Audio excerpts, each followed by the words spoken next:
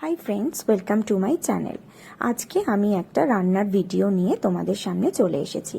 আমি যে রান্নাটা আজকে শেয়ার করব সেটা তোমাদের সবারই খুব পরিচিত, সুজির উপমা।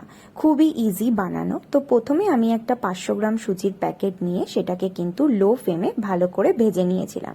তারপরে এখানে আমি নিয়ে নিয়েছিলাম গাজর কুচি, বিনস কুচি, পেঁয়াজ কুচি, ছোলার ডাল, বাদাম, লঙ্কা কুচি, কারি পাতা আর একটা লেবু। এরপরে আমি যে সুজিটা ভেজেছিলাম সেটাকে একটা পাত্রে আমি ঠান্ডা করার জন্য রেখে দিয়েছিলাম।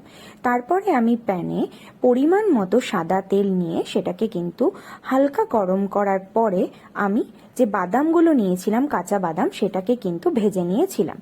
খুব কিন্তু কালো করে ভাজলে হবে না, হালকা যখন লালচে লালচে ভাব চলে আসবে তখন কিন্তু বাদামগুলোকে তুলে নিতে হবে। তারপরে আমি ওই তেলের মধ্যে 2 টেবিল স্পুন বাটার অ্যাড করেছিলাম। অ্যাড করার পরে আমি বিনস, গাজর, পেঁয়াজ, লঙ্কা যা যা নিয়েছিলাম, কারি পাতা, সবগুলোই কিন্তু এখানে অ্যাড করে দিয়েছিলাম।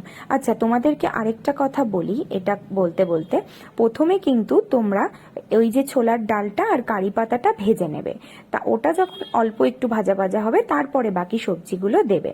তারপরে আমি এখানে পরিমাণ মতো কিন্তু নুন অ্যাড করেছিলাম। আমি ওটা তোমাদেরকে দেখাতে ভুলে গেছি।